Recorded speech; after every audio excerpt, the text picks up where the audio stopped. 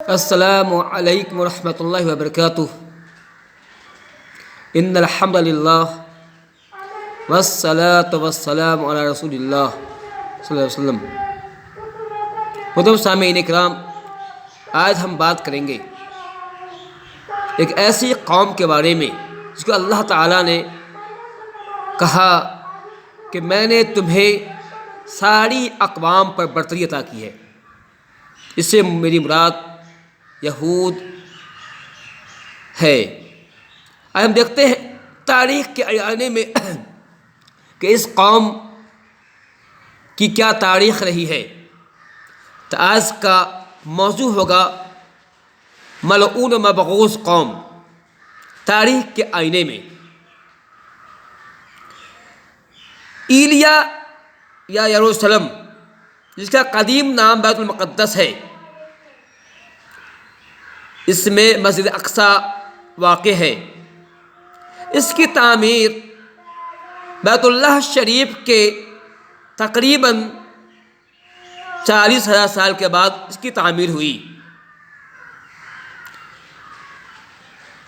یہ شہر فلسطین کا دارالسلطنت ہے، راجدھانی ہے۔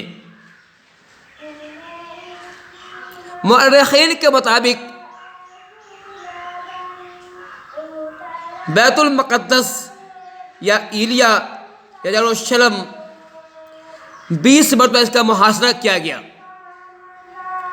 18 بار اسے برباد کیا گیا، اس کو تہ و تیک کیا گیا۔ بخت نصر نے اس کو فتح کر کے اینٹ سے اینٹ بجا دی اور یہودیوں کا بے دریغ قتل کیا۔ حضرت سلیمان علیہ السلام کے بعد وہاں کے حاکم کی گمراہی کے سبب مصر کے بادشاہ نے اس پر حملہ کیا، اس شہر کو لوٹا۔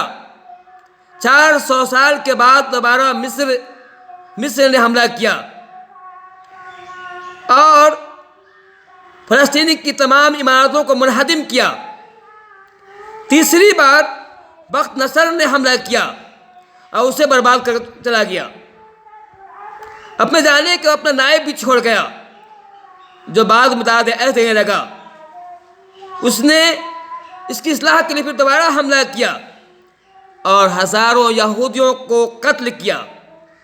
70,000 یہودی کو گرفتار کر کے ایلیا لے گیا، بابل لے گیا، جہاں اسے غلام بنایا گیا، جہاں اسے غلامی کی زندگی گزارنے پر مجبور کیا گیا۔ یہ یہودی کی تھوڑی بہت تاریخ ہے۔ 5ویں بار جس بادشاہ نے انطاکیہ کو بسایا تھا، اس نے 170 قبل مسیح اس شہر فلسطین پر حملہ کیا، 40,000 یہودیوں کو قتل کیا اور اتنے ہی کو قیدی بنایا۔ یہودیوں کی بغاوت کی وجہ کر، چونکہ یہ یہودی بڑی شاطر قوم ہوئی ہے، مکار اور فریبی قوم ہوئی ہے، جس کا تن گورا، جس کا اندر کالا ہوا کرتا ہے۔ یہی وجہ ہے کہ رومی بادشاہ تیتس نے 6 صدی عیسوی میں اس شہر پر حملہ کیا اور مسجد کو مسمار کر دیا اور یہود کو سخت سزائیں دی، سخت تکلیف دیا۔ قرآن کے اعتبار سے، قرآن کے مطابق ضربت علیہم الذلۃ والمسکنۃ، یہ یہودی اس پر اللہ تعالی نے ذلت کی مار ماری، یہ ہر جگہ ذلیل کیے گئے، خوار کیے گئے، اور یہ قوم تھی ہی اس لائق جس پر یہ سلوک کیا جاتا۔ یہودی خانہ بدوش کی طرح ٹھوکریں کھاتی رہی۔ اس کی سر انگیزی، اس کی مکاری کی بنیاد پر محمد صلی اللہ علیہ وسلم نے اسے مدینہ سے جلا وطن کیا، مدینہ سے نکالا۔ فاروق اعظم رضی اللہ عنہ کے زمانے میں اسے حجاز سے نکالا گیا۔ 850 عیسوی میں اسے شام سے نکالا گیا، چونکہ یہ قوم ہی ایسی تھی، یہ قوم کا طریقہ ایسا تھا، اسے ایسا کرنے پر مجبور ہو گئے۔ یہ لوگ پرتگال میں جا بسے، مگر چند ہی سال اپنی مکاری کے سبب وہاں سے بھی نکالے گئے۔ اسپین میں پناہ لی، مگر 1110 عیسوی میں اسے اسپین سے بھی نکالا گیا، چونکہ یہ قوم شاطر تھی، جہاں جاتی تھی وہاں چال بازی مکاری کرتی تھی، اسے وہاں نکالا گیا، جو ہے اسپین سے بھی نکالا گیا۔ اسپین کے بعد برطانیہ کا رخ کیا، لیکن وہاں سے بھی 1290 عیسوی میں اسے نکالا گیا، اور فرانس میں داخل ہوئے 1306 عیسوی میں، وہاں سے بھی نکالا گیا۔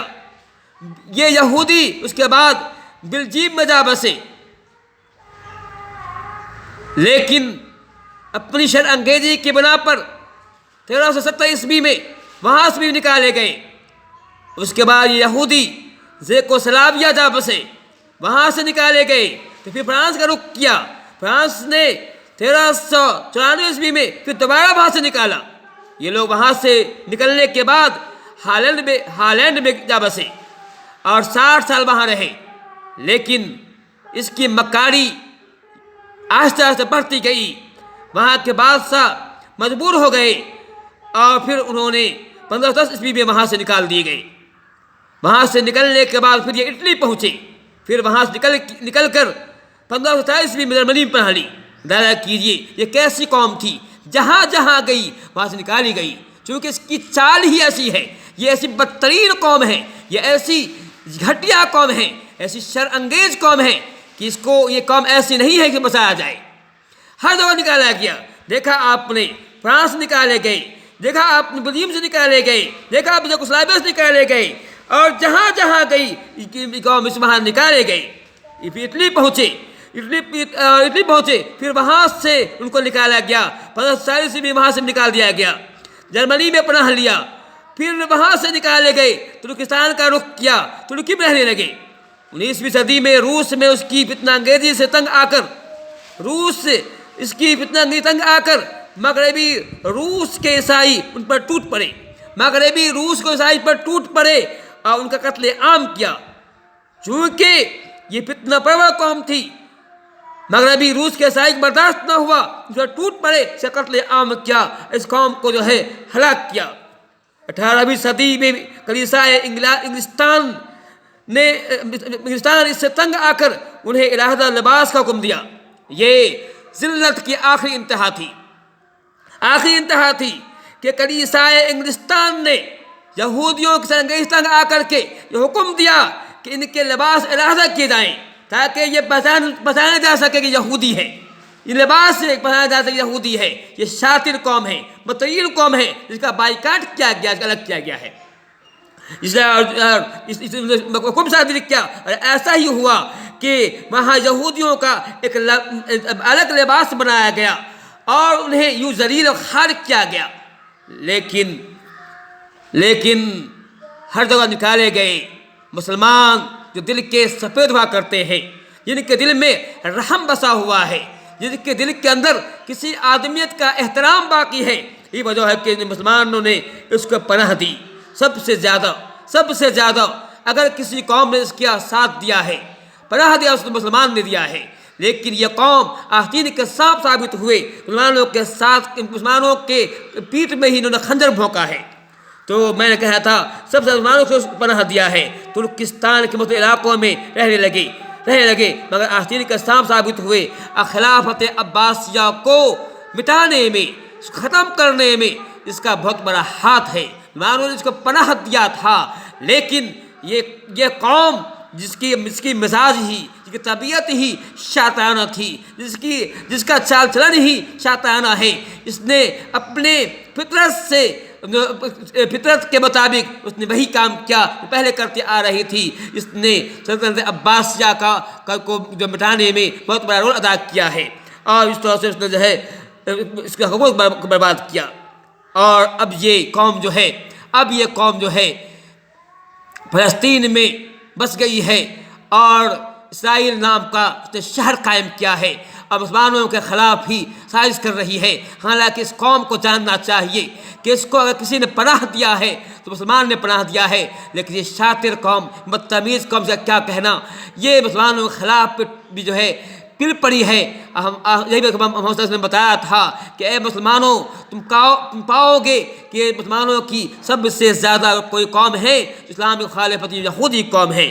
اس کی شیطان چال کی وجہ سے ہی جو ہے ہٹلر نے اس قوم کو جو ہے ہلاک کیا تھا اور لاکھوں یہودیوں کو قتل کیا تھا، ہزاروں کو گیس چیمبر میں جلا کر بھسم کر دیا تھا۔ تو اس بات کی ہے کہ مسلمان اس کی چال سے آگاہ ہوں، اس کے مکاری سے آگاہ ہوں۔ یہ قوم جو شاطر ہے اس سے بچنے کی کوشش کریں۔ اللہ تعالی ہمیں اس قوم کے شر سے بچائے، اس قوم کے سایہ سے بچائے۔ یہ قوم جو بدترین قوم ہے جس پر سایہ پڑتی ہے، وہ قوم جو ہے پریشان ہوا کرتی ہے۔ اللہ اس کے بچائے۔ آخر العالمین۔